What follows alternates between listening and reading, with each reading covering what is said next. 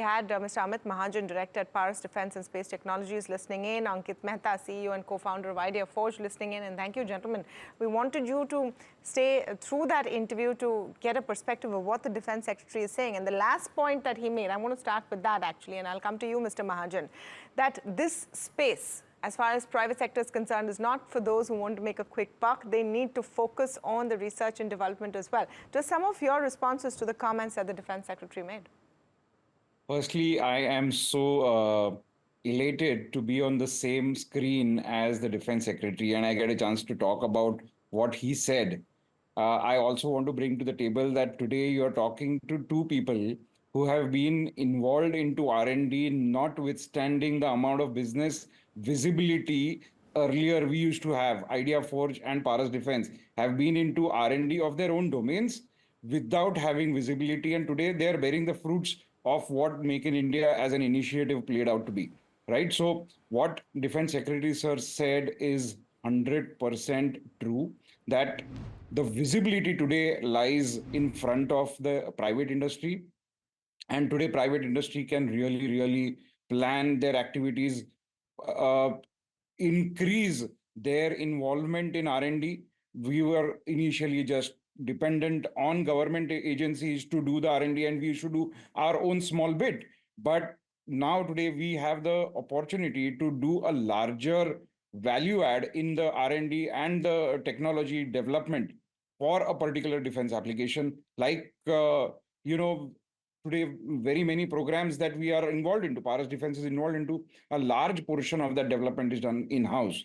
So this is definitely the golden era for R&D, and a very apt question that you asked about R&D part, and that is really the R&D visibility also lies in front of the industry. The responsibility is with the industry, and yes, this is not for companies who do not want to invest into R&D and make a quick buck.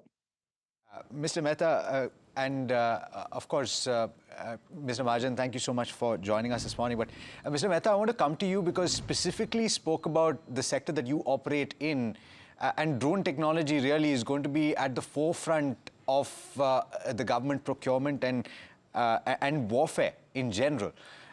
But there was a comment that said that maybe Indian companies need to do more to create more military-oriented devices. What is your comment there? So I think, we need to understand that, as far as drone industry is concerned, I think there is presently one platform which is being built by us called Switch, which has been certified as a fit for military use platform. So building military grade hardware or technology is not the limitation as far as this industry is concerned. I think the times change, the evolution of technology happens. For example, in this, earlier, before this conflict happened, a lot of focus was there on ISR drones, and the focus was not there as much on EW resilience. In fact, for about a year and a half now, I've been on all platforms suggesting that going forward, the need for EW resilience is going to be a very big point, which also Rajesh sir spoke about. And I think hardening the systems for EW resilience, which is something that we have done now, we have been tested for it as well. And we are successful against a lot of EW measures that are currently being envisaged. So as the evolution happens, as we go into a real conflict, we realize that things that we have been investing in terms of development is concerned, we've been talking about it. We launched in February a suite of products that come with EW resilience. They come with resilience towards GNSS denied navigation, GNSS spoofing. They come with the resilience to communication jamming, frequency hopping communications, and many other multi-frequency operations, etc. So there are many such areas that will need evolution, and this is always going to be the case in defense, because anytime a conflict happens, if you observe what is happening in Russia and Ukraine, there is a constant evolution of what is happening in terms of technology as well as in terms of tactics. So yes, evolution will need to happen, but we will have to be proactive. We will have to envisage that earlier and then go after it very fast. I think one of the challenges in a lot of our procurement in India has been that we are very reticent about absorbing some of these advanced concepts early. And I think that is an area that we will need to see a lot of movement in, a lot of improvement in, so that we can preempt some of these things and absorb the technology faster, so that we are prepared for an eventuality like the conflict we recently went through. Amit and Ankit, of course, thanks both of you and Neeraj here. But Amit, I would come to you on one comment that the SECI made, right? Which is that he can confirm that there is going to be a particular amount of spend for the year ahead and then presumably for the years ahead, even to kind of spell it out. Does this, I mean, and we know that it's happened for the last 2-3 years, but on this new base, that visibility, does it encourage companies like yours, ideaForge, to make further investments in R&D and CapEx for not just for Make in India, but make for the world? Absolutely. So this particular industry used to be back in the days, used to be a development-centric industry.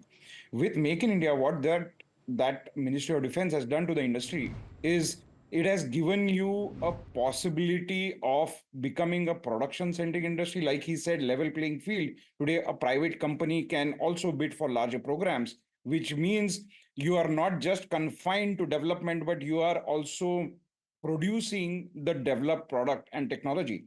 So you are producing it for domestic requirement to begin with, where the quantities are growing higher and higher, more and more visibility coming in. So when a development-centric operation gets converted into production-centric operations, your quality of product always goes up and it becomes export ready. Now, when we say that you are as good as or better than somebody in the world, this particular statement and confidence will come only if you start producing a particular design or developed product.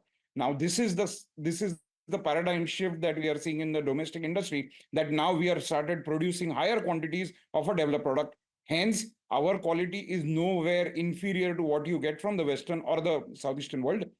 Hence, we will also be able to export this because we are cost effective when it comes to high technology products. Just very quickly, the focus, the biggest buyer is the government of India, but you also want to start looking at the export market. Is that a bit of a challenge? Ankit Mehta, I'm going to come to you on that question. No, I think, export market, and like Amit very rightly said, see, as you continue to invest in the technology, as you continue to build with the right mindset, I think mindset is a very important factor at ideaForge. From day one, when we started our business 18 years back, we were very clear that we want to build one of the best performing drones in the world. We want to build reliable platforms and we want to build autonomy into our systems. And now we can add resilience to that vector as well. And I think because we have focused on these, I am very proud to say that we make in our categories that we have been supplying to our defense forces some of the best platforms in the world. So taking it to the rest of the world and it's showing up in the right way for the country, I think that is absolutely happening. We are actively pitching our systems across the world and we can see that the capabilities that we offer are fairly differentiated with respect to what is coming from the rest of the world as well. In fact, in most cases, we have won our contracts in India against global competition who's not been able to meet because our requirements are challenging. In India, we have to fly at very extreme environments. We have to fly in very difficult terrains. And that is something which is not available in the rest of the world. So we have an opportunity as well in the country to build cutting edge technology that is going to be relevant and useful anywhere we go in the world. And that is happening. There are certain barriers with respect to exports. We have export controls on most of the defense items, and those export controls and smoothing of that, more predictability of getting the permissions to export, making it more timely for the industry to rapidly take advantage of opportunities that come up sometimes, which are very short lived in terms of the reaction time that we get. I think those are the areas where if we can accelerate a little bit more, we can be a bit better. I think our ability to go to the rest of the world, pitch our systems and get contracts is going to be hugely boosted when we look at that. And a lot of active promotion needs to happen of Indian technology in the rest of the world. This is what the rest of the world does to us. So proof of concept, right? At the end of the day, there has to be, so what Operation Sindoor has done is given that proof of concept that indigenous technology works and works superbly. Yes. I don't think you can have more promotion than that. But anyway, we'll have to wrap it up. We're completely out of time. But thank you so much to both of you. Ankit, thank you for coming in. Amit, thank you for coming in.